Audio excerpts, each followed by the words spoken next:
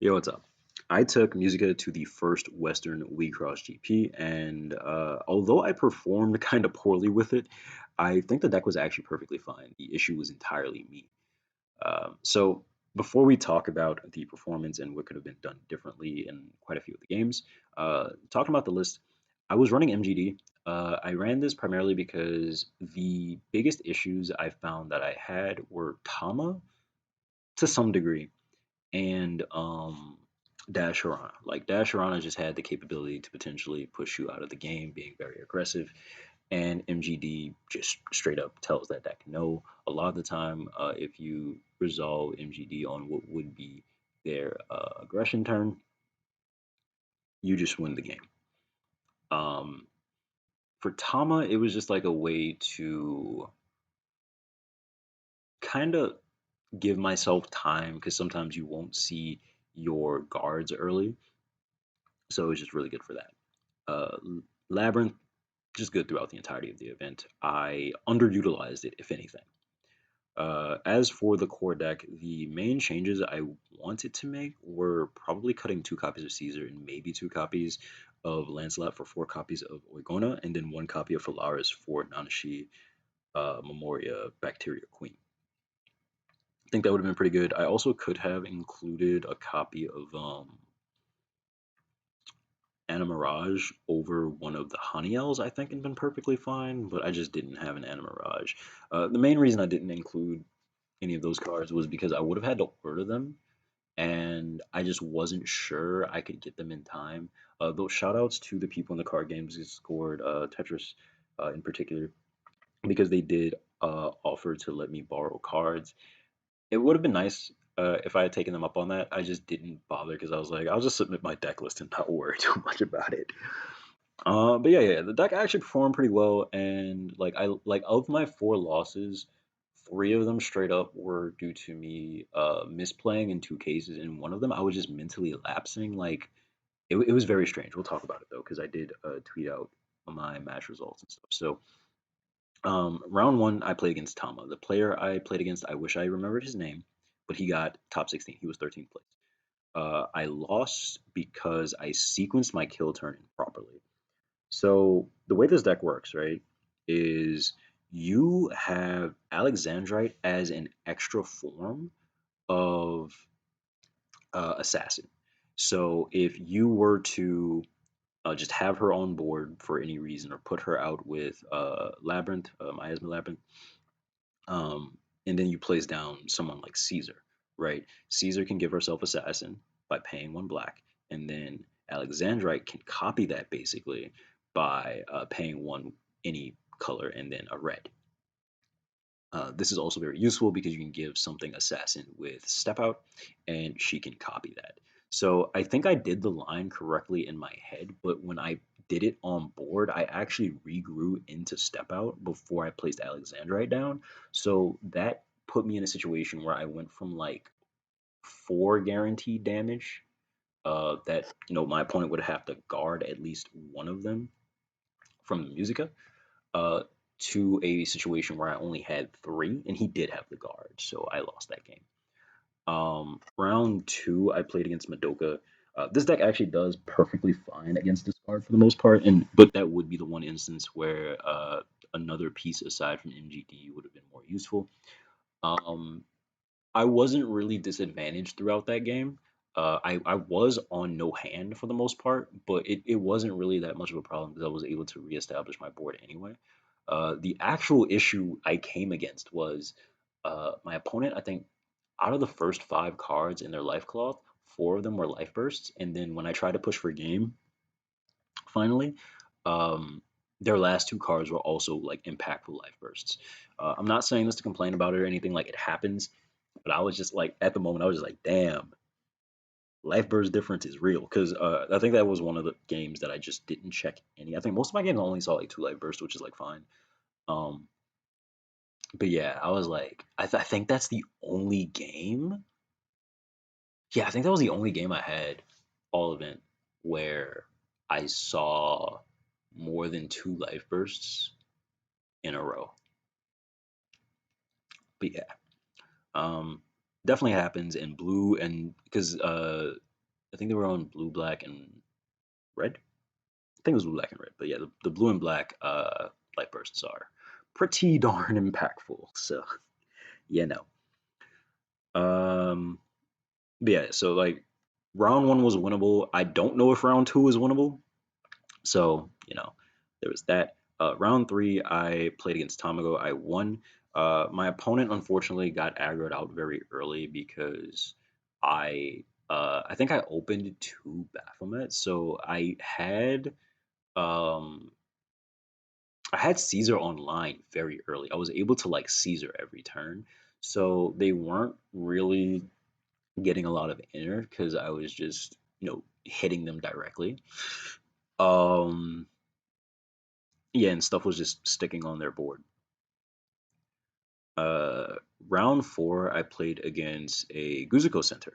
Uh, I won, but that game felt like really awkward because I think my opponent bricked, but I was also kind of out of position, so I couldn't push damage early. Like I had like a bunch of threes in my hand.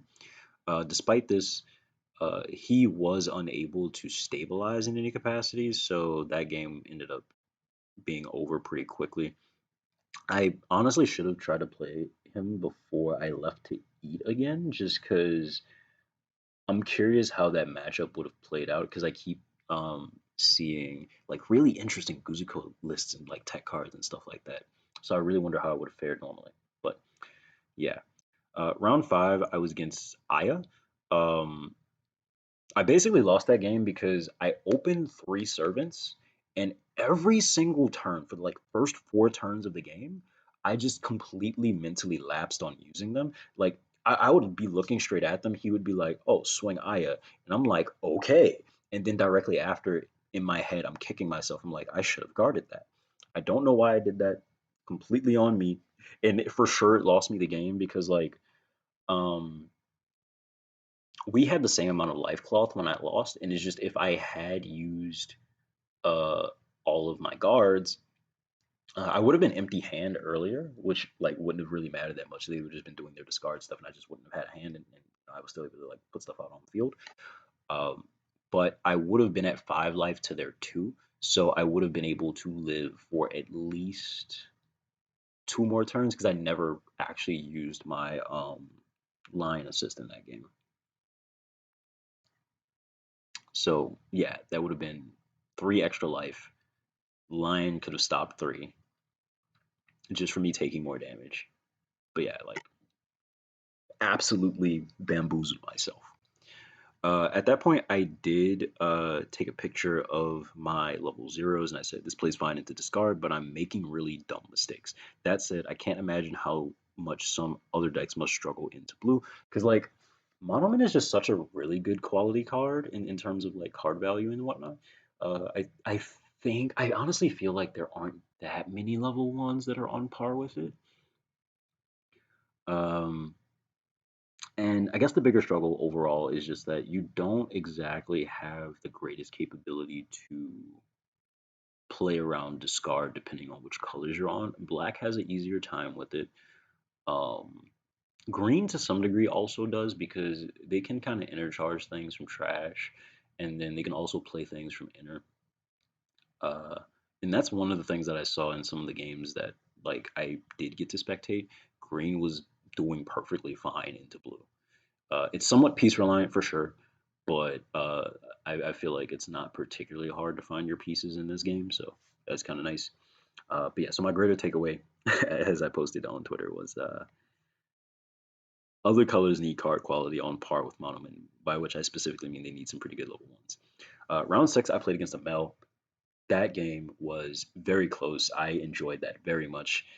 He played perfectly, but I did get him out of position somewhat quickly, again, just because of the repeated assassin uses. So, like, he had to intercharge off of his top deck a lot, and like he had a decent amount of inner, he just didn't necessarily have the combinations he needed to pay for certain things. Um, and from my experience playing green a little bit, that had been my experience as well. Like, um, despite all the inner that you have, you could oftentimes end up in a situation where you don't like have enough green to use your really good green stuff, right? Um, but yeah, he grinded it out despite everything. That actually I think was the longest game that I had all day.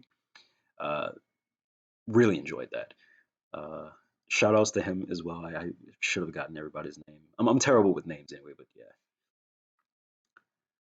Round seven, I believe I played against a Ray. I just didn't recognize the center because they were using the Sleepy at first, and I don't remember the arts of all of them.